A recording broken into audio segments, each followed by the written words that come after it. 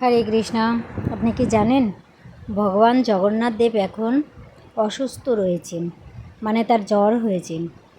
তার যে স্নানযাত্রা মহোৎসব গেল, তো এই স্নানযাত্রার পরে তিনি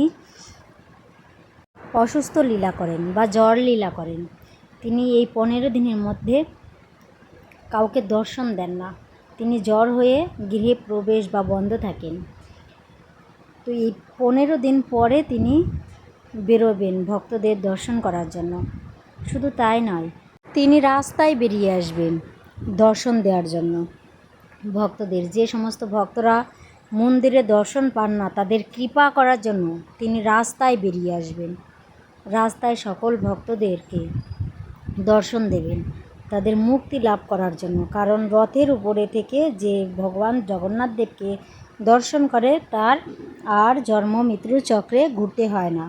তিনি অনায়াসে ভগবানের ধাম প্রাপ্ত হন। আর তাই ভগবান এত কৃপালু, এত দয়ালু যে তার ভক্তদেরকে উদ্ধার করার জন্য তিনি রাস্তায় চলে আসবেন।